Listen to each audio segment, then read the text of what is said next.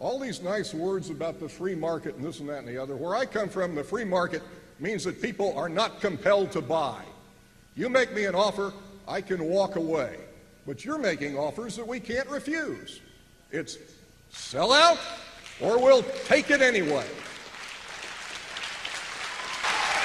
Mr. Morris, Mr. Baker, have you been and looked at any of our homes?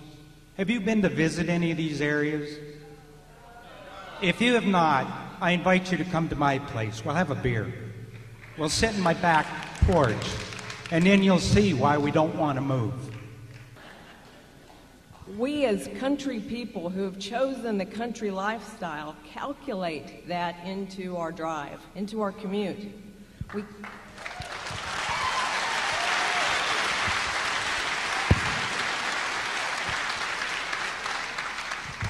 We calculate that into our decisions for employment. I, in fact, am still 30 minutes early everywhere I go because George Bush has made it more efficient. Anybody who knows me knows that one of my favorite things is efficiency, but I will gladly give a little of that up for the comfort of the country lifestyle that I've enjoyed since 1976. I just kind of found it interesting that you couldn't project the number of people that would show up at that elementary school, but you're trying to project how many people are going to use a toll road. This private toll road is proposed to cross lands that are privately owned. So whose private rights are more important? The landowners or the toll road enthusiasts? I dealt with government entities for 30 flat years. This is the first time I have ever seen anyone trample the flag right there and the flag right there for the gain of a few private citizens. This is wrong. You know it's wrong. You know it's wrong. You know it's wrong. You know it's wrong. The whole bunch of you here knows it's wrong. There's things that's right from wrong, and what y'all are doing is wrong. You know it. You knew it before you started it. Mr. Barker, I have one thing to say to you.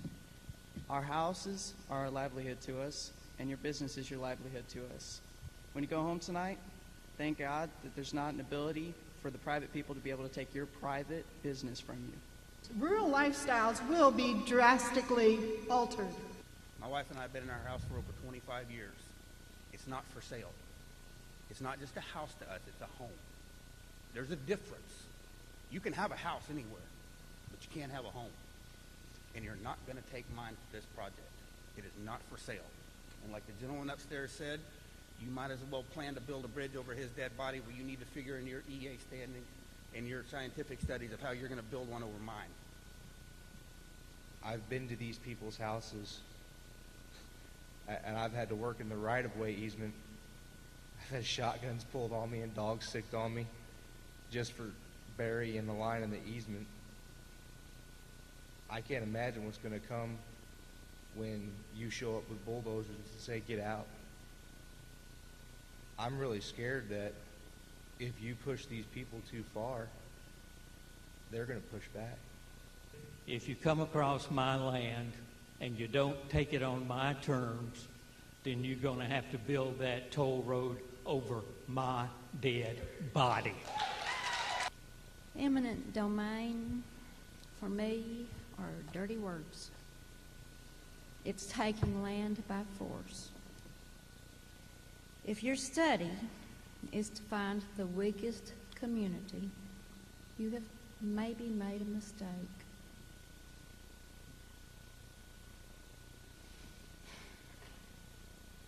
This is the third time for us and our neighbors that some person in some office looking at an aerial photograph has said, "What a pretty place. I think I'll take it." This is the second time I have struggled with NetCog. Remember me? When a farm or a wildlife area is referred to as undeveloped land in a study, it betrays the attitude of NetCog to promote urban sprawl. This undeveloped land is a fully functioning farm. Finally, you claim that you want to do what's in the best interest of the people. Fine, then put it on the ballot in November and let us vote.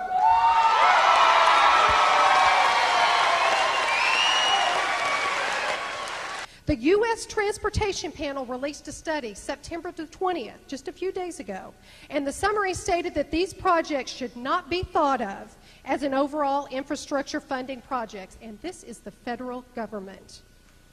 Why are we not listening? North Texas has more toll roads per capita than any other region in Texas. And lastly, Public Works claims that they do have the power to use eminent domain because of Title 32. That is somewhat true. It is true that they formed prior to the repeal of Title 32. The company was originally owned by Mr. Cook, and it went inactive for a little while, and apparently at some point it has been purchased by John Crew. However, in that original charter and the Articles of Incorporation, they only listed 13 counties in which they ever planned to build or develop. Hunt County is not one of them, and this road goes through Hunt County. Mr. Barker claims that they later added a number of other counties during a conversation I had with him. That's a problem because the Texas Administrative Code does not permit substantive changes to the purpose clause of a charter, and it never has. In fact, the Attorney General has ruled that this is prohibited. The AG repeatedly ruled that they may issue an opinion overturning a Secretary of State having allowed them to have a permit. So I'm asking that before any more taxpayer money is spent, that you allow an elected official to request an Attorney General ruling to determine if in fact they do have standing under Title 32 in the state of Texas. I pray to Jesus that you'll find it in your hearts that it's not worth this. It's not worth these people's lives, because if you push them to the limit, they might push back, and there's no amount of money that's worth that. And may God keep that day from happening, and you can help keep that day from happening. Thank you.